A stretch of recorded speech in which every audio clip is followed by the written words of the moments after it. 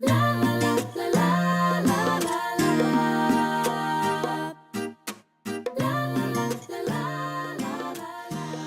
and welcome to Elizabeth's Craft Room. We have a brand new product today from Stampin' Up, which is the Simply Pressed Clay and the matching moulds. So I'm going to give you a quick rundown on how to use it. It comes in a sealed bag. Now this is air dried clay, which means that you just take out what you need and use that, and then you seal the rest back in the bag so that it doesn't dry out, and then it's ready for you to use next time. You get 68 grams of this clay to use, which is going to make a lot of embellishments. Okay, so you just work it just a little bit and then you're ready to go. And I'm going to show you on the flower one. Now I don't know how well you can see that, but there's three molds of different sizes. So a couple of tips for you. Tip from lovely Elaine, thank you Elaine, is you might like to use your embossing buddy and just tap it over there. These are silicone moulds, but she felt that it helped. I agreed with her that it helps actually get the little flowers out afterwards. So my tip is only to put in as much as you need to fill the mould. Otherwise you've got to fiddle around and trim it or tear off. So I kind of tear off as I go, and so I'm happy that that's how much I need for that one. Then what I'm going to say is press that down flat. I'm using the back of my Stampin' sheet, or you could use a silicone mat or even just the tabletop, and press it down flat so you've pressed the clay right into that mould. And then to get it out, as I say, because it's silicone, you can just squeeze gently. And there you go. Isn't that beautiful? Now that will take a little while to dry. I'm going to say probably today, and I guess different atmospheric conditions, how warm or cool it is. I'm going to say these are just about dry. They're still probably got a little bit of movement in them, and I did these about 3 hours ago. You put them in the fridge or the freezer, they'll go faster.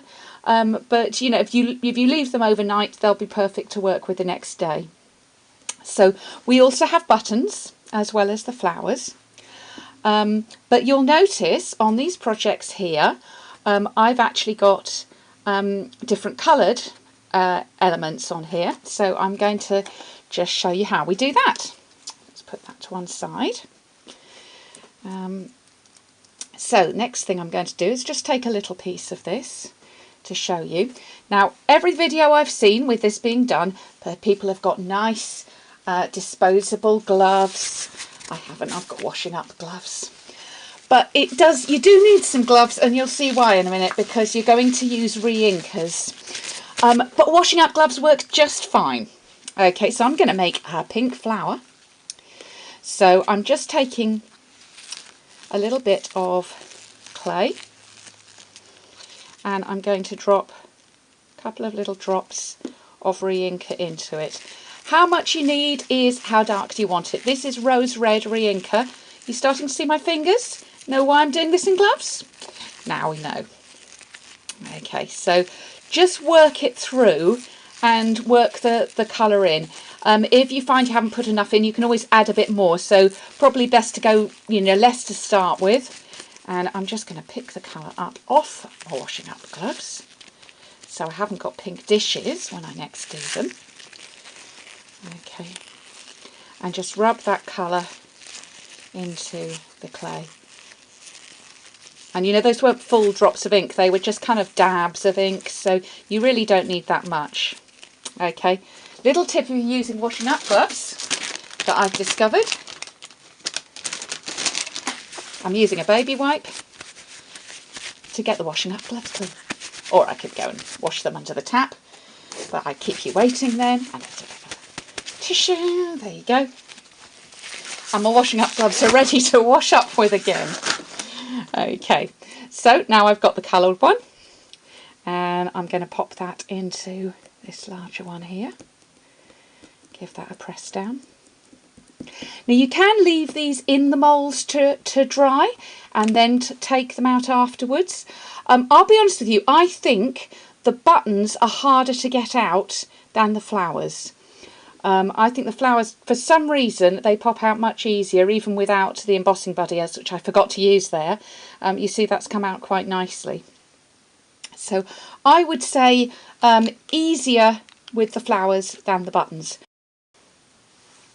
Right, I'm back from playing with my rubber gloves, my washing up gloves again, and I've turned this piece of clay a nice green with my old olive re-inker. So another little technique for you that you can do with this, you don't just have to use the moulds. So I'm going to take my rolling pin, also known as my two-way glue pen, and give my little piece of clay a roll out. And then what you're looking for is a stamp that's nice and deep. So I'm using the leaf from Stippled Blossoms, and you want something that's got quite deep cuts, so the very sort of gentle little subtle image, like this one for example. I don't know if you can see, it's very, very gentle, probably not so good. This one's going to have a better result. So I'm just going to press that down onto there, and if I'd remembered, I could have actually dusted that with my embossing buddy. See, I'm so rubbish at remembering. Great idea though, Elaine. Okay. And then you're going to take your paper snips and literally cut those leaves out. Now my tip for you here when you're doing this is to go slowly, and whatever you do, don't pull on it because it's very pliable at the moment and it will stretch, so you don't want it to stretch. So just make sure you cut right through, lay it down and leave it to dry. And then once you've left it, you'll find they go almost rubbery. I guess that's probably the best way. They're still pliable, and I would say probably the best way to attach them, Tombow will work. Tombow works on everything, or glue dots if you prefer, or dimensionals onto your project. So if you'd like to come back for the next video, I'm going to show you how to do this little box with the embossing on, and we're going to use some of those flowers to decorate it, and I'll show you another couple of tips with the flowers and how to colour them. So, hope you enjoyed your visit to Elizabeth's Craft Room, and I look forward to seeing you next time.